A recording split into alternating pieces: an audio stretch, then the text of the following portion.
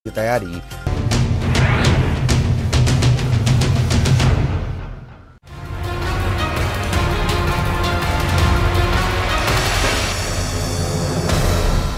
नमस्कार, मैं हूं प्रवीण दुबे। जल और जंगल से करीब का नाता रखने वाला आदिवासी क्या 2023 और 2024 के चुनाव की सबसे बड़ी जमीन होगा? 60 साल कांग्रेस को सत्ता का सुख देने वाले जनजातीय समाज पर बीजेपी का दांव, और वो भी बीजेपी के ही अंदाज में। मध्य प्रदेश में वीर बलिदानी राजा शंकर शाह और रघुनाथ शाह के बलिदान दिवस का मौका, और जनजातीय समाज को ये भरोसा दिलाती बीजेपी कि आदिवासियों के इतिहास से लेकर आज तक उनके हर सरोकार में पार्टी साथ खड़ी है। केंद्रीय गृह मंत्री अमित शाह ने कांग्रेस पर हमला बोलते हुए कहा कि कांग्रेस ने केवल जनजातीय समाज का इस्तेमाल किया, और फिर आंकड़ों के साथ बताया कि कैसे आदिवासियों की जिंदगी बदल देने की कोशिश मोदी सरकार में हुई। इतिहास में जनजातीय समाज के नायकों को जगह दिलाने देश भर में तैयार किए जा रहे जनजातीय संग्रहालय। गृह मंत्री अमित शाह ने फर्क दिखाते हुए कहा कि कांग्रेस सरकार के दौर में आदिवासियों का 4200 करोड़ का बजट मोदी सरकार में 7900 यानी 79 करोड़ तक कर दिया गया। बीजेपी के निशाने पर आदिवासी संगठन गृह मंत्री अमित शाह के भाषण के इस अंश को यथावत आपके सामने रखता हूं। उन्होंने कहा कि अलग अलग नाम से जो जनजातीय समाज को बांटने का प्रयास कर रहे हैं, उनका प्रयास सफल मत होने देना। एमपी की ही बात करें तो यहाँ जनजातीय सरोकार के नाम पर जय युवा आदिवासी संगठन जयस, जो पूरा शायद हो सकता है मैं ठीक से उच्चारित न कर पाऊं, जयस और गोंडवाना गणतंत्र पार्टी सहित कई सारे संगठन मौजूद हैं। तो क्या जनजातीय समाज को जोड़ने की बीजेपी की रणनीति यही कि एक विचार के साथ पूरे देश में आदिवासियों को जोड़ा जाए? सीएम शिवराज ने भी पेसा एक्ट लागू करने से लेकर वन क्षेत्र की उपज एमएसपी पर खरीदे जाने तक आदिवासियों को दी जा रही तमाम सौगातों की लंबी सूची गिनाई। आदिवासियों को समर्पित इस आयोजन के साथ उठे हैं सवाल कि क्या भविष्य की जनजातीय राजनीति की दिशा दे गए अमित शाह? आदिवासी सियासत पर शाह का मंत्र क्या 2023 के विधानसभा चुनाव से ही असर दिखा जाएगा? बहुत सारे सवाल, एक खास पैनल हमारे साथ मौजूद है जिससे हम कहेंगे कि जवाब तो देना होगा, लेकिन पहले आपको दिखाते हैं एक रिपोर्ट। देखिए,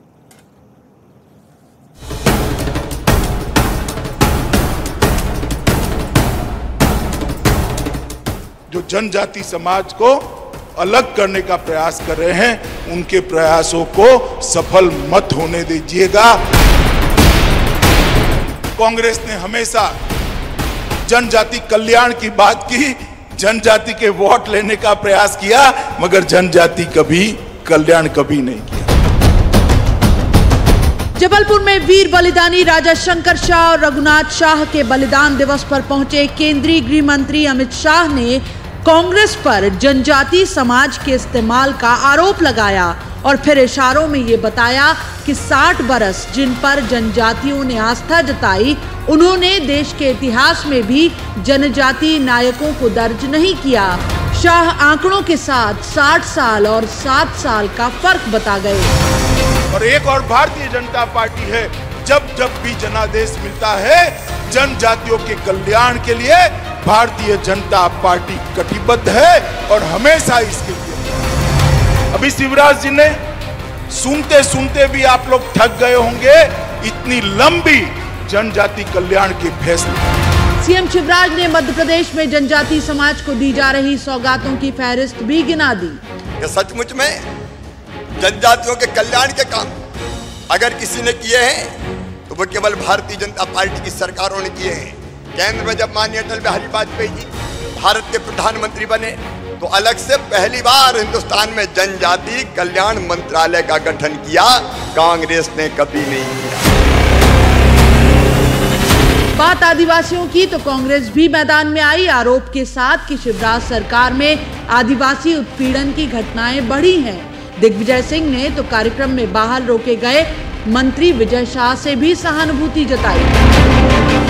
जिस महाकौशल में जनजातीय समाज का ये मेगा आयोजन हुआ, वहां एसटी वर्ग की 12 सीटें हैं। जनजातीय समाज पर फोकस जमाए बीजेपी अब 15 नवंबर टंट्या भील के जन्मदिन को आदिवासी गौरव दिवस के रूप में मनाएगी। तो क्या तय माने कि 2023 में आदिवासियों के असर वाली 78 सीटें ही तय करेंगी जीत हार? इन 78 सीटों में से 47 सीटें तो एसटी वर्ग यानी आदिवासियों के लिए ही आरक्षित हैं।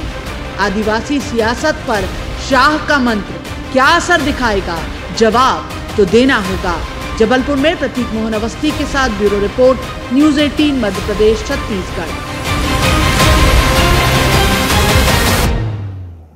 तो सबसे पहले उन खास मेहमानों का परिचय जिनके साथ हम इस चर्चा को आगे बढ़ाएंगे। हमारे साथ हैं विभा पटेल, कांग्रेस की वरिष्ठ नेत्री हैं, विद्वान प्रवक्ता भी हैं। बहुत स्वागत विभा जी का। दूसरे मेहमान पंकज चतुर्वेदी, ये बीजेपी के ऊर्जावान विद्वान प्रवक्ता हैं। बहुत स्वागत पंकज जी का। और तीसरे मेहमान है दिनेश गुप्ता, पत्रकारिता का बहुत चर्चित चेहरा है, बहुत अच्छे राजनीतिक विश्लेषक हैं। दिनेश जी का भी स्वागत है।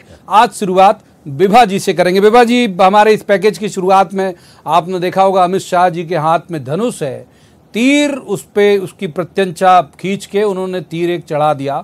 वो लगेगा क्या निशाने पे, आपको उम्मीद है? देखिए, भारतीय जनता पार्टी के नेताओं की आदत है कि तीर चढ़ाना और छोड़ने का प्रयास करना। देखिए, दरअसल बात तीर छोड़ने और चलाने की नहीं है प्रवीण जी। बात ये है कि आज हम जो बातें ये इतने ज़ोर शोर से और चिल्ला चिल्ला कर रहे हैं, हम अगर स्वर्गीय इंदिरा जी के समय से देखें और आज तक देखें तो जब भी आदिवासी कल्याण की बात हुई है तो कांग्रेस ने हमेशा उसे प्राथमिकता से लिया है और काम भी किया है। लेकिन ये तो बात भारतीय जनता पार्टी के नेताओं को सोचना चाहिए कि आज अचानक से उन्हें इतने आदिवासी कल्याण की याद क्यों आ गई। देखिए, जैसे 2006 में जब हम अगर अभी की बात हम नज़दीक की करें तो आदिवासी कल्याण के लिए भू अधिग्रहण जो नियम लागू हुआ था उसमें जो मध्य प्रदेश में लागू होना था, लगभग 6.25 लाख आदिवासियों ने उसमें आवेदन किया था, लेकिन लगभग 2 लाख लोगों का तो स्वीकृत किया गया, बाकी लोगों के जो आवेदन थे वो रिजेक्ट कर दिए गए। तो इस तरह से अगर हम जब आदिवासियों को मालिकाना हक देने की बात करते हैं, जब आदिवासियों को यथार्थ के धरातल पर अधिकारिता की बात होती है, तब क्यों नहीं भारतीय जनता पार्टी के नेता और सरकारें काम करती हैं? ये बहुत बड़ा प्रश्नवाचक चिन्ह है। ये उस वक्त नहीं करेंगे। आप देखिए, इंदिरा जी के समय तेंदुपत्ता नीति बनी थी, वो भी आदिवासियों के कल्याण के लिए बनी थी। तो आज जिस तरह से बातें जोर शोर से चिल्ला के की जा रही हैं, दरअसल इन बातों का हमें पहले भी जनता भी देखती है, हमारे आदिवासी भाई भी देखते हैं कि ये लोग लगातार बातें तो करते रहे हैं, लेकिन जब यथार्थ के धरातल पर काम करने की बात आई है तब भारतीय जनता पार्टी के कामों को हम कहीं भी रेखांकित नहीं कर पाते। पंकज जी, आपके काम कहीं भी रेखांकित नहीं हो रहे हैं। विभा जी ने का दावा है कि जो भी किया वो इंदिरा जी ने किया या उनकी जब गवर्नमेंट रही है तब किया, आप लोग सिर्फ घोषणाएं कर रहे हैं। देखिए प्रवीण जी, कांग्रेस पार्टी रेखांकित करे या ना करे, लेकिन भारतीय जनता पार्टी के सेवा कार्य जनजाति वर्ग आदिवासी भाई बंधुओं के दिल में अंकित है, मन मस्तिष्क पर अंकित है। तो कांग्रेस रेखांकित करे ना करे, भारतीय जनता पार्टी को चिंता नहीं है। और इन सब बातों को लेकर इसलिए प्रवीण जी आवश्यक है कि स्वर्गीय इंदिरा जी को गए हुए जाने के बाद नर्मदा जी में बहुत पानी बह चुका। प्रवीण जी, कौन से जमाने में है कांग्रेस पार्टी? आज मैं कांग्रेस पार्टी से पूछना चाहता हूं कि 5वीं अनुसूची के तहत जिन राज्यों में पैसा एक्ट लागू होना है, यानी पंचायत एक्सटेंशन शेड्यूल्ड एक्ट, जिसमें 5वीं अनुसूची में तमाम ऐसे राज्य हैं जो कांग्रेस शासित राज्य पहले थे और अभी भी वहां कुछ जगह कांग्रेस की सरकार है, वहां क्यों पैसा एक्ट लागू नहीं किया गया? क्यों जिस ग्राम स्वराज की बात गांधी जी करते थे, आज भारतीय जनता पार्टी की सरकारों ने उसको साकार किया और मध्य प्रदेश में अब लागू होगा। वनवासी क्षेत्रों में पैसा एक्ट लागू है, जिसके तहत 5वीं अनुसूची में आदिवासी भाई बहनों को अधिकार होगा कि वो ग्राम सभा तय करेगी, विकास से लेकर उपज तक। समिति पसंद नहीं आएगी, समिति भंग कर देगी। चरणबद्ध तरीके से लागू करेंगे कहा, उसको बदला गया है। साहूकारी नहीं, इन्होंने कब लागू किया, इसे पूछिए। सहकारिता की बात पे आ गए, समय की आवश्यकता है। सहकारिता के चुनाव तक तो करा नहीं पा रहे हो आप लोग, क्या बातें कर रहे हो? पंकज जी, बातें करने से काम नहीं चलेगा। आपकी विडंबना है कि आपको चिल्लाना पड़ता है। सुन लेते क्या कह रहे हैं, बोल बात पूरी करें। 1972 में बदलाव किया गया है। कोई भी साहूकार वनवासी भाई बहनों से छल नहीं कर पाएगा। देवारण योजना जो वन औषधि के लिए 49 उपजों का मूल्य जो है MSP तय कर दिया गया और उसमें उपज के अलावा प्रोसेसिंग का अधिकार उनको दिया गया है। पढ़ाई लिखाई, IIT, NET, JEE, विदेश में शिक्षा, सबकी व्यवस्था भारतीय जनता पार्टी की सरकारें कर रही हैं। हम तो ये जानना चाहते हैं कि कांग्रेस पार्टी को ये पता ही नहीं है कि मूल निवासी और जनजाति में और आदिवासी में क्या अंतर है। इंडिजिनस डे की बात करते हैं 15 आ जाऊंगा दिनेश जी को इन करते। पहले सवाल बहुत बच गया भाई, मैंने आप दोनों को अब एक बार दिनेश जी को इन करते। दिनेश जी अब अपन बात कर लेते हैं सियासी, दोनों पार्टियों की तरफ से। विभा जी भी उस लाइन पे नहीं बोल सकती, जाहिर है उनकी भी राजनीतिक मजबूरी है। पंकज जी भी नहीं बोल रहे, हम आप तो बोल ही सकते हैं। 47 सीटें तो बिल्कुल सीधी उनके लिए रिजर्व है। 78 के आसपास सीटों में इनका प्रभाव है। अरे सर सियासी कहां लाइन पे बोल रहे हो कि हाँ इन वोटर के लिए कर रहे हैं, मत बोलो आप। और मतलब 1,53,00,000 अगर मैं गलत नहीं हूं 2011 की जनगणना, यानी हर छठा या सातवां आदमी मध्य प्रदेश का इसी जनजाति समाज से आता है। तो इतने बड़े वोट बैंक को एड्रेस करने का ही था ये पूरा आयोजन। दिनेश जी, प्रवीण जी देखिए, जो आप डाटा थोड़ा सा ही है, हर 5वां आदमी जो मध्य प्रदेश का आपको मिलेगा वो आदिवासी मिलेगा। लगभग 21% हो चुकी है इनकी जनसंख्या।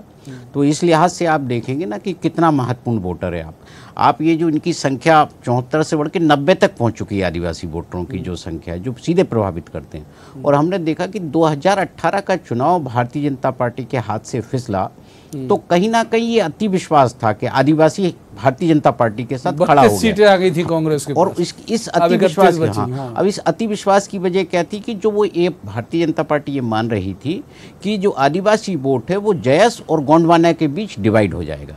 लेकिन जब मतों का जो है ध्रुवीकरण हुआ तो वो सीधा हुआ कांग्रेस के पक्ष में। जो हमने देखा वो जयस और गोंडवाना के साथ नहीं गया। तो कहीं ना कहीं ये जो अलार्म बजा था 2018 में, और उस वक्त हमने देखा था कि अमित शाह जी इतने एक्टिव रोल में नहीं थे जो आज दिखाई दे रहे हैं कि मध्य प्रदेश में आप 2 साल पहले से यदि आदिवासी पर फोकस कर रहे हैं तो कहीं ना कहीं ये मानिए कि गुजरात के बाद जो मध्य प्रदेश में भारतीय जनता पार्टी अपनी रणनीति अभी से अंजाम देने लगी है कि उसको कैसे आदिवासी वोटर को अपने साथ रखना है और उसका टारगेटेड वोटर कौन है जो यहाँ कांग्रेस को कमजोर कर सकता है और सत्ता में आने की संभावनाएं भी कम कर सकता है। तो जो महाकौशल का इलाका है, पॉलिटिकली भी देखेंगे ना कि यदि कांग्रेस पार्टी भी वहाँ कोई मूवमेंट चला रही है या शंकर शाह की उस पर बलिदान दिवस पर भी कोई आयोजन कर रही है, तो दोनों का जो इंटेंशन है या दोनों का जो लक्ष्य है वो साफ दिखाई दे रहा है। तो निश्चित तौर पे ये जो भारतीय जनता पार्टी का मूवमेंट है वो केवल अधिकारों की बात करने के लिए नहीं है। उनको जो है आपको एक्चुअल जो जिस तरह से झाबुआ की सीट जीती है तो उसे हर सीट पर जो है अपनी स्थिति मजबूत करनी होगी। और इसी के लिए ये शायद मुझे लगता है कि एक तरह से आदिवासी क्षेत्र एक 2-3 बहुत गंभीर आरोप आपकी पार्टी पर अमित शाह जी लगा गए और उसे फिर पहले सीएम ने लगाया, उसे इंडोर्स कर गए अमित शाह जी। एक तो यह कि जो इतिहास लिखा गया आप आजादी के बाद, जाहिर है आपकी सरकार थी, उसमें जो कई ऐसे शहीद थे जो बलिदानी थे, वीर थे, उन्हें आप लोगों ने जानबूझ के गुमनामी में धकेला, जिसे अब बीजेपी ये क्लेम कर रही कि हम उन्हें सामने ला रहे हैं और उनकी वीरगाथा से लोगों को परिचित करा रहे हैं, नंबर 1। और नंबर 2 वो कह रहे हैं कि आपने सिर्फ उनका इस्तेमाल किया, उनके लिए कुछ बहुत बड़ी जनजाति समाज के कल्याण के लिए नहीं किया काम। देखिए प्रवीण जी, भारतीय जनता पार्टी के साथ यही दिक्कत है, वो हमेशा लोगों की छवि खराब करने में, आप देखिए कहाँ से वो चालू करते हैं। वो नेहरू, जब भी कोई देश में कोई गलत काम होता है या कोई परेशानी आ जाती है तो सीधे सीधे वो नेहरू जी को उसका दोषारोपण करना प्रारंभ करते हैं, जो वो सीधे नेहरू जी के बाद कहीं ना कहीं इंदिरा जी तक लाएंगे और पूरा ये प्रयास करेंगे येन केन प्रकारेण कि वो कांग्रेस के जो भी नेता हैं जिन्होंने बलिदान दिया है या जिनका योगदान आज़ादी की लड़ाई में रहा है, वो ये प्रयास करते हैं कि उन्हें कहीं ना कहीं विलेन बनाने का प्रयास करते हैं। यानी जो भी गलत हुआ है उसमें कांग्रेस पार्टी की गलती है। देखिए भारतीय जनता पार्टी के नेताओं को किसने रोका है? आज ये बात करते हैं कि बलिदानियों के साथ न्याय नहीं हुआ। अरे मैं तो आपसे इनसे कहना चाहती हूँ, कांग्रेस ने हमेशा जब भी बात की है तो सबको साथ लेकर चलने की बात की है। हर वर्ग का जो भी बलिदानी व्यक्ति रहा है उसके योगदान को हमने न केवल सराहा है बल्कि हमने इन वर्गों के लिए काम किया है। आप देखिए कि आप जब आरक्षण की बात होती है, हमने भारतीय जनता पार्टी को देखा कि किस तरह से वो हमेशा ये कहते हैं कि आरक्षण का उसका आकलन होना चाहिए या रिव्यू करना चाहिए, लेकिन आज जब वोटों की बात आती है तो ये आज कह रहे हैं कि हम आदिवासियों के लिए काम कर रहे हैं। दरअसल आप जिस तरह से देखिए कि अभी हमने कुछ दिन पहले ही देखा था कि आदिवासी विधायक चाहे बाला बच्चन जी हों या ओमकार सिंह मरकाम हों, उनके साथ जिस तरह से शासन की शह पर दुर्व्यवहार किया गया, उन्हें जिस तरह से अपमानित किया गया, वो सीधे सीधे ये दर्शाता है कि ये ना तो आदिवासियों को अधिकारिता देना चाहते हैं और ना ही जो अधिकार संपन्न आदिवासी हैं उनके साथ सही तरीके का व्यवहार करना चाहते हैं। ये केवल और केवल बातें करेंगे। पंकज जी, हाँ, उसका उत्तर आपसे लूंगा। और एक सवाल और मैं आपको ऐड ऑन कर देता हूं, वो ये है कि उन्होंने अपने भाषण में कहा, अमित शाह जी ने शब्द से बता देता हूं कि अलग अलग नाम से जो जनजातीय समाज को बांटने का प्रयास कर रहे हैं उनका प्रयास सफल मत होने देना। तो जितना हम लोग डिकोड कर पाए अलग अलग नाम से, यानी यही जयस, गोंडवाना गणतंत्र पार्टी और इसी तरह के नाम जो ट्राइबल पे काम करने का क्लेम करते हैं। देखिए, मैं पंकज जी जवाब दे रहे हैं, वही पर वक्तव्य दूंगा मैं। पंकज जी, देखिए प्रवीण जी, मैं दो बातें स्पष्ट करूं। पहला तो भारतीय जनता पार्टी की सरकार के द्वारा जो अमृत महोत्सव है देश की स्वतंत्रता का, उसके कार्यक्रम में ये बात विशेषता रेखांकित करके उल्लेखित करके शामिल की गई है कि 1857 से 1947 तक जो भी आज़ादी के नायक थे जिनको इतिहास में, कांग्रेसी इतिहास में जगह नहीं मिली है, ऐसे लोगों के इतिहास में जिनकी सत्ता कांग्रेस के हाथ में थी, नियंत्रण कांग्रेस के हाथ में था इतिहासकर्ताओं का, उन सबको शामिल करना, चाहे वो मध्य प्रदेश के जननायक हों, बिहार के जननायक हों, झारखंड के हों, छत्तीसगढ़ के हों, गुजरात के हों। क्यों हमारे इतिहासों में तांत्या मामा का नाम नहीं है? क्यों भीमा नायक का नाम नहीं है? रघुनाथ शंकर शाह का नाम इतिहास में क्यों नहीं है? भगवान बिरसा मुंडा का नाम क्यों नहीं? क्यों कांग्रेस के लोगों ने इनको इतिहास में शामिल नहीं किया? ये जिम्मा भारतीय जनता पार्टी का है। और जहां तक तत्वों की बात करी, मैं स्पष्ट तौर पर बोल रहा हूं, आप डिकोड कर रहे हैं, मैं बोल रहा हूं हमारा इशारा कांग्रेस पार्टी की ओर है, जो जनजाति समूह को सोचती है कि उनका वोट बैंक है। हमारे लिए जनजाति, वनवासी, भाई बंधु परिवार का हिस्सा है प्रवीण जी, वोट बैंक नहीं है भारतीय जनता पार्टी के लिए। और परिवार के लोगों के लिए जो होगा जो किया जाएगा। इसीलिए मोदी जी के आने के बाद 4200 करोड़ का बजट, 7,900 करोड़ रुपए 1 नवंबर से अभियान है मध्य प्रदेश में के 89 ब्लॉक खंडों में एक एक गांव में एक एक घर में राशन जाएगा। बांटेगा कौन? हमारा आदिवासी भाई बहन। उसको गाड़ी की व्यवस्था सरकार देगी, गारंटी मत सरकार भरेगी, 26,000 किराया देगी उसको। हाँ, इसका ये सवाल लेकर दिनेश जी के पास जाने वाला था, भाई छोटा जवाब दिनेश जी के पास जाऊंगा। शिक्षा, आज स्कूल छात्रावास, प्रवीण जी ये जो बातें कर रहे हैं ये केवल और केवल वोटों को आकर्षित करने के लिए कर रहे हैं। लेकिन आज हमारा आदिवासी भाई इतना नासमझ नहीं है। अरे इन्होंने तो आदिवासियों की जमीन को दूसरों के नाम पर कभी भी पट्टा निरस्त नहीं होता था। जो आदिवासी का, अरे आप क्या बात कर रहे हो पंकज जी, 2 मिनट शांत रहिए। ये चिल्लाना आपको शोभा नहीं देता। आप भले जो लोग, जिन लोगों ने खरीद कर लूट कर सरकार बनाई है, वो दूसरों की बात सुनने का मानता नहीं रखते। आपका लोकतंत्र में विश्वास नहीं है, मैं मानती हूँ, लेकिन जिस तरह से आप बिककर दूसरी जगह चले गए, अरे कम से कम लोगों की बात तो सुनने का प्रयास करिए। ये भी नहीं पता। मैं आपसे कहना चाहती हूँ, आपने आदिवासी के पट्टे का पहले प्रवीण जी मैं आपसे कहना चाहती हूँ, आदिवासियों के पट्टे उन दूसरों के नाम पर हस्तांतरित हो सकते थे, इन्होंने ये प्रावधान समाप्त कर दिया। अरे रातापानी अभ्यारण्य के जो आदिवासी भाई थे उनको जो जमीनें दी जानी थी, आज तक आप स्थापित नहीं कर पाए। आपको चुप रहने की आदत नहीं है, लेकिन अच्छा प्रवक्ता होता है जो सुनने का मानता है। आपके पास ना तो जवाब है, ना आप आदिवासियों को आप केवल और केवल वोट के रूप में देखना चाहते हैं। केवल आप जो था, माफ कीजिए दिनेश जी को इन कर लूं, एक ही सवाल लेके गया मैं उनके पास।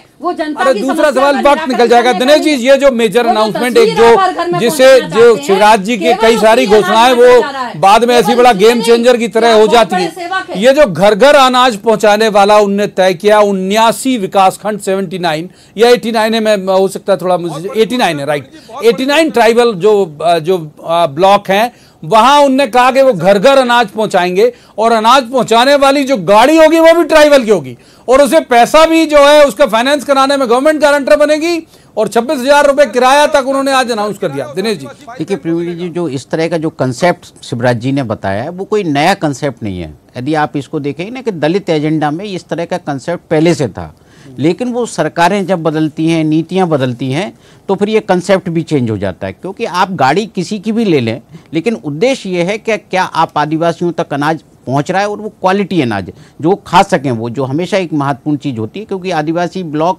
नवासी है, ये है इन नवासी ब्लॉक में नवासी लोगों के पास क्या ऐसे लोग हैं जो गाड़ी खरीद सकें, मार्जिन मनी दे सकें? सरकार कहती है, अक्सर कहती है शिक्षा के लिए वो गारंटी देगी, वाहन खरीदने के लिए देगी, लेकिन जब बैंक लेवल पर जाती है तो कई तरह की समस्याएं एक साथ आती हैं। तो जो घोषणाएं हैं वो महज घोषणाएं हो जाती हैं, क्योंकि सरकार कैसे भी पहुँचाए वो अनाज पहुँचा दे और उन तक अनाज पहुँचा जाए, ये सबसे ज़्यादा महत्वपूर्ण है।